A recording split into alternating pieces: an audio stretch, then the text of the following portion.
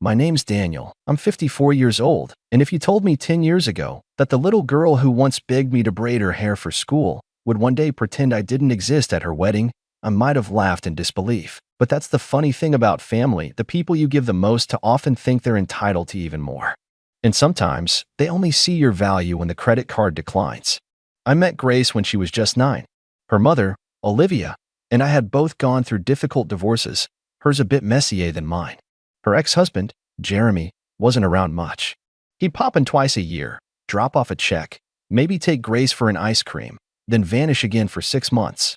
Meanwhile, Olivia and I were building something stable, day by day. I wasn't trying to replace anyone, but I was always there for the school plays, the scraped knees, the late-night math homework, the first heartbreak. I showed up, even when it was inconvenient. Especially when it was inconvenient. Over time, she started calling me Dad. It wasn't something I ever asked for. In fact, I told her early on that I'd never try to take that role unless she wanted me to. The day she looked up at me after her middle school graduation and said, "Thanks, Dad," I'll admit, I teared up. Olivia squeezed my hand like she knew exactly what that meant to me. I paid for her braces, helped her get her first car, nothing flashy, just a safe-used Honda I'd saved up for. When she got into her dream college, I drove the U-Haul myself and stayed up 2 nights putting together IKEA furniture in her dorm. Every Christmas, birthday, and random Tuesday she forgot her umbrella, I was there. Not because I had to be, but because I loved her. But something shifted when she turned 20. It was subtle at first. The thank yous became more scarce. Her phone calls turned transactional. Then came her senior year, when Jeremy reappeared in a big way. He'd apparently turned over a new leaf. He started posting old photos of them together on Facebook, writing captions like, "So proud of my little girl," conveniently cropping Olivia and me out of frame. Grace lapped it up like she was starving for his approval. I didn't blame her. Every kid wants to be wanted by their parent, even if that parent only shows up when it's convenient. Still, I couldn't help but feel pushed aside, like I'd been the substitute teacher all along. Then came the engagement. She was thrilled. I was genuinely happy for her, at first. I remember sitting on the couch while she waved her hand in front of us, the diamond catching the light. Olivia clapped, and I pulled her into a hug. "We're so proud of you," I said. Grace smiled. But that smile didn't quite reach her eyes when she replied, "Thanks. I'm just glad I'll have both my parents there to walk me down the aisle." I blinked. Olivia glanced at me and cleared her throat. "You mean," she began, but Grace cut her off. "Of course I mean Dad," she said, meaning Jeremy. Not the man who taught her how to ride a bike or stayed up with her when she had the flu. Not me. I brushed it off at the time. Told myself it was just a phase, maybe a sentimental moment. She was reconnecting with her roots, trying to build a bridge. I could respect that. I could even step aside for it. But the signs kept piling up. She started referring to Jeremy as Dad, exclusively again, and to me as Daniel, whenever we were around other people. She removed my last name from her social media bios, which had once read Grace Thompson, and reverted to her birth surname. She didn't ask me to give a speech. When I gently offered to help cover wedding costs, she smiled, nodded, and then asked if I could front the $12,000 for the venue deposit. No mention of reimbursement. No, thank you.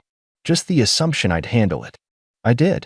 Not for her, but because I knew Olivia couldn't bear to see her daughter's big day fall apart. I told myself I wouldn't take it personally, that I was doing this for the family, for love. But as the months passed, I felt more like an ATM with legs than a father figure. Olivia noticed, too. She tried to talk to Grace about it, gently, carefully, but Grace would shut her down, accusing her of trying to guilt-trip me for wanting my real dad in my life. That word, real, stung more than I let on. The week before the wedding, I overheard a conversation I wasn't meant to hear. I had come home early from work and paused in the hallway when I heard Olivia and Grace talking in the kitchen. "He's paid for almost everything, Grace," Olivia said, her voice low but firm. "You can't just pretend he doesn't exist. He's been more of a father to you than Jeremy ever was." Grace scoffed. "That's his choice. No one forced him to. You used to call him Dad," Olivia pressed. "That was before I had a real one again," she snapped. I walked back out the door before they knew I was there. I didn't say a word. I just drove until the gas light came on. The wedding day arrived, and I put on my best suit. Tied my tie 3 times before I got the knot right. I showed up early, helped set up chairs, coordinated with the caterers, and made sure the sound system worked. Grace barely acknowledged me when I passed her. Jeremy showed up late, wearing cologne so strong it could have cleared a room. She squealed and hugged him like a soldier returning from war. I stood back, watching it all, feeling like an extra in a movie I'd funded but wasn't allowed to star in. During the ceremony, I sat quietly next to Olivia. When the officiant asked who was walking her down the aisle, Grace looped her arm through Jeremy's and beamed. No mention of me. Not a glance. The reception was worse. The father-daughter dance was with Jeremy.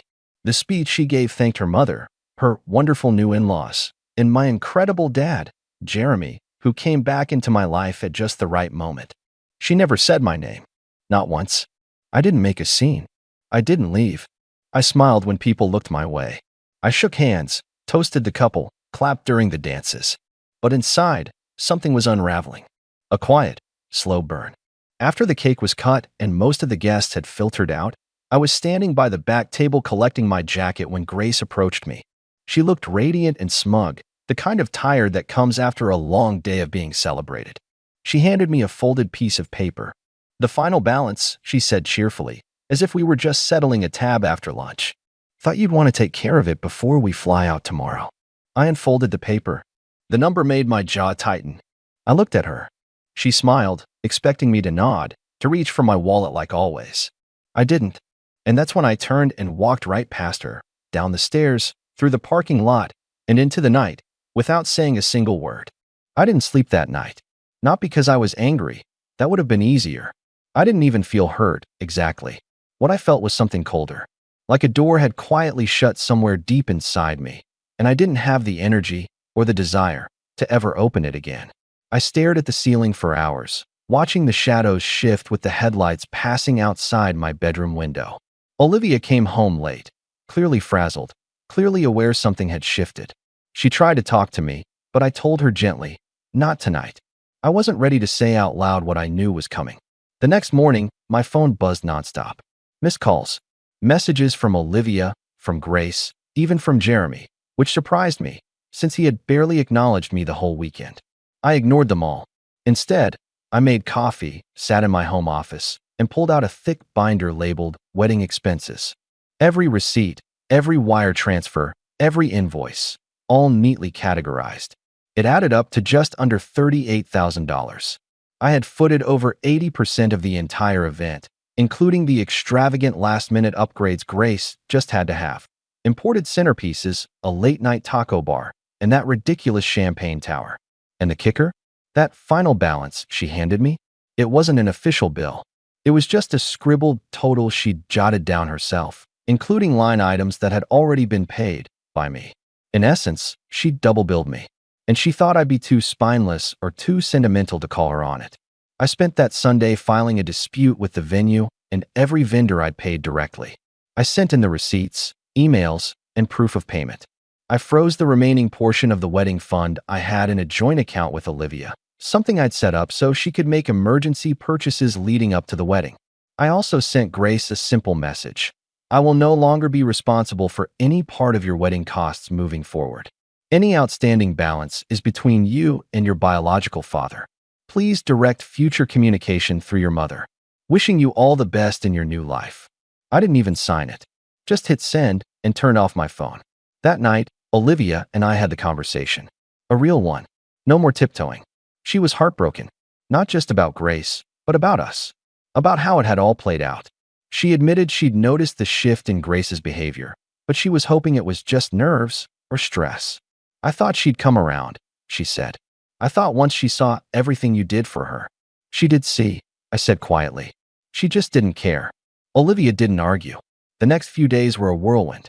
Grace sent a lengthy, self-pitying email, not to apologize, but to justify. She said she didn't mean to hurt my feelings, but it was her day, and she shouldn't have to pretend for anyone else's comfort. She also added that she thought I was being childish for walking out and abandoning my responsibilities, which was rich, considering I'd been the only reason her wedding had even happened. I didn't respond. A week later, Jeremy called. That's right. The man who hadn't paid a dime toward the wedding, who had shown up late, danced, posed for photos, and left, now had the audacity to leave a voicemail saying, "Man to man, I think you overreacted. You know girls and their dads, it's emotional." She needed me, and I stepped up. Don't punish her for choosing her real family. I sat there staring at my phone like it had grown fangs. He stepped up? Stepped up? I'd stepped up when Grace was in the hospital at 13 with appendicitis and Jeremy was too busy. I'd stepped up when her financial aid fell through sophomore year, and she was too embarrassed to tell anyone. I'd stepped up every day for a decade without ever asking for credit. But sure, Jeremy bought her a watch and stood beside her in a tux, and suddenly, he was Father of the Year. That's when I decided I wasn't just going to walk away. I was going to make it clear I was done being used. I called the accountant who handled my personal finances and told him to begin dissolving the joint account. I updated my will. Grace was no longer listed as a beneficiary. I made a sizable donation to a scholarship fund for foster youth, kids who, unlike Grace, actually needed support. Then I wrote a final letter to Olivia. Not spiteful, not angry, just final. In it, I explained that I didn't blame her for what happened, not entirely. But I couldn't keep pouring myself into a family that only saw my worth in numbers and transactions. I told her I still cared for her, and always would, but I needed to protect what little self-respect I had left.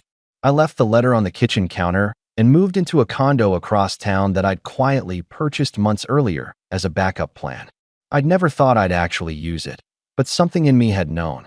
Maybe I was just waiting for a reason. Weeks passed, then a month. Olivia tried to reach out a few times. Grace didn't. I heard through a mutual friend that she and Jeremy had tried to take out a personal loan to cover the rest of the wedding costs, but were denied. Apparently, they were stunned that the wealthy stepdad had suddenly turned into a ghost. Then one afternoon, while I was at work, I got a message from Olivia. She's here. She wants to talk. Please, she's crying. I didn't reply right away. I sat at my desk, staring at the message, remembering every smile I'd given that girl. Every small moment of fatherhood I thought had meant something.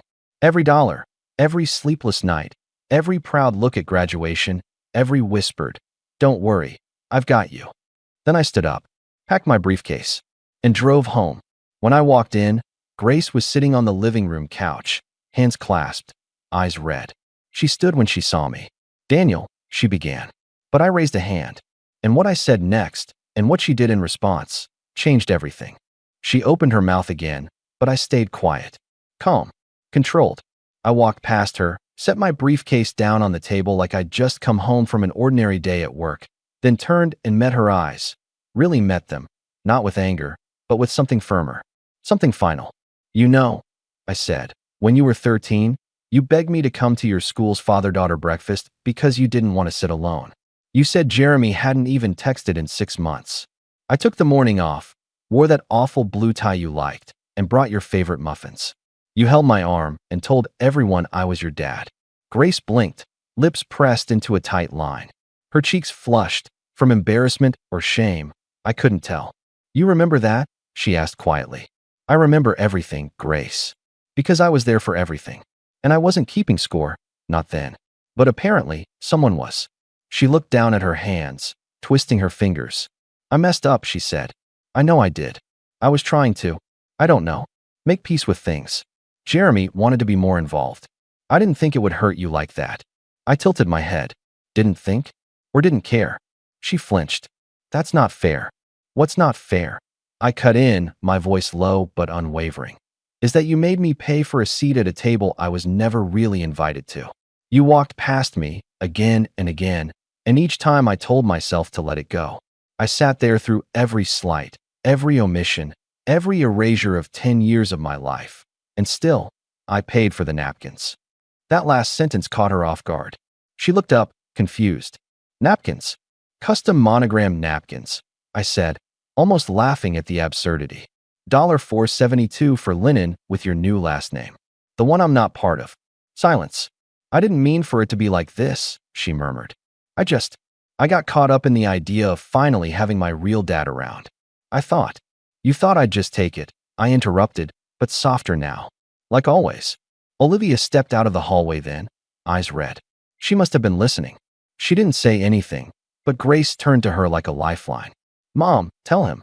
But Olivia just shook her head slowly. "No, Grace. Not this time." Grace looked between us, realizing perhaps for the first time that she wasn't going to be rescued by sentiment or guilt. The ground beneath her was shifting, and she didn't know how to steady herself. I didn't expect you to just disappear, she said, voice cracking. I didn't disappear, I replied. I just stopped showing up for people who treat me like a utility. You made a choice at your wedding. I'm making one now. Tears welled in her eyes, but I felt nothing rise in response. Not pity, not satisfaction, just stillness. I came to apologize, she said. To fix things. No, I said. You came to stop the fallout. That's not the same. She sat down, suddenly deflated. So that's it. You're just done. I looked at her for a long moment. I don't know, I admitted. But what I do know is that forgiveness can't be demanded after a silence like that. It has to be earned. And that's not something I can hand out like another check. Her shoulders dropped, and for the first time, she didn't argue, didn't protest, or try to explain. She just sat there, surrounded by the wreckage of a relationship she hadn't even realized she'd demolished until it was too late.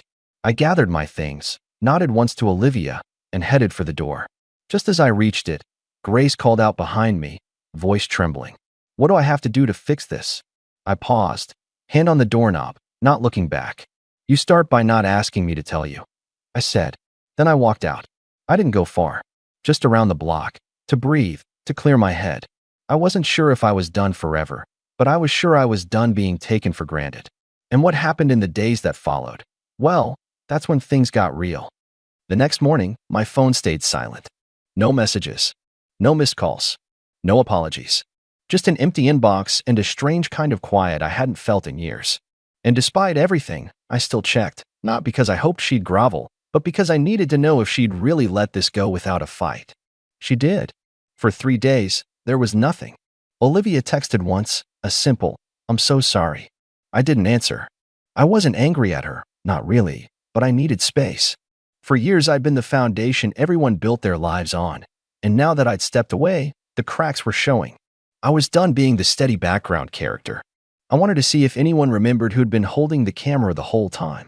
On the 4th day, I got a knock at my office door. Not the condo, my actual office, where I ran my consultancy business. My assistant buzzed in, sounding a little uneasy. There's a young woman here. Says her name's Grace. She doesn't have an appointment. I paused. My first instinct was to tell her to send Grace away. But something about the way my assistant said her name made me curious. Tired, maybe. Or nervous. Send her in, I said.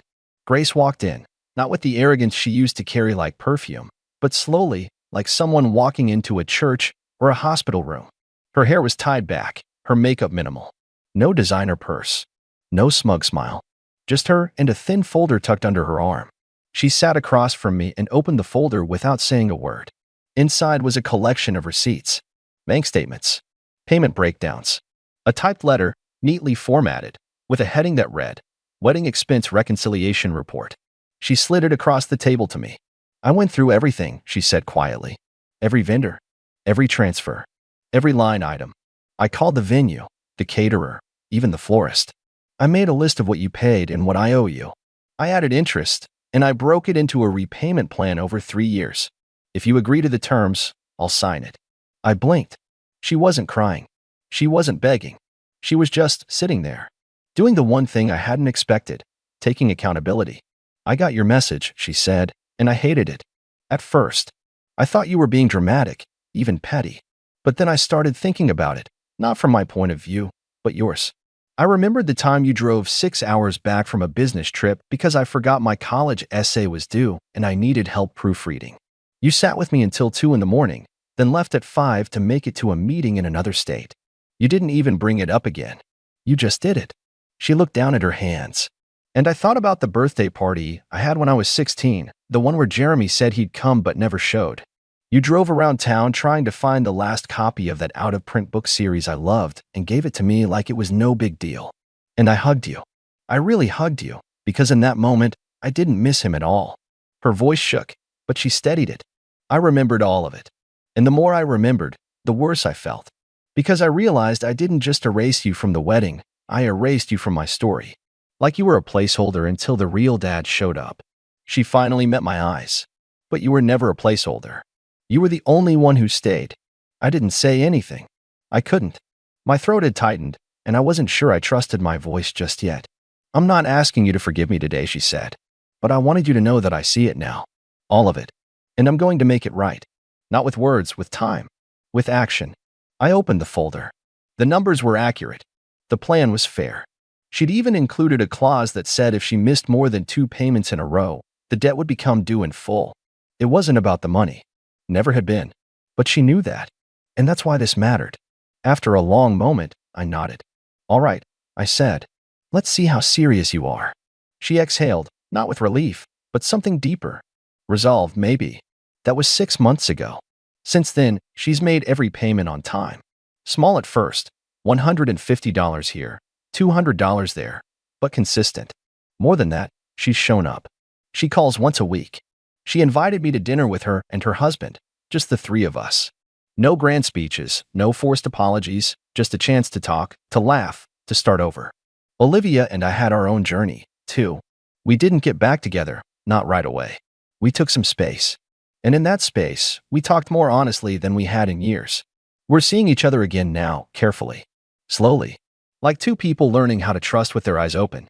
Grace asked me last week if I consider being a part of her child's life. She's pregnant. Due in a few months. Her voice shook when she asked, like she expected me to say no. I didn't. I told her I'd think about it. And then I smiled. I've got a lot of good bedtime stories stocked up.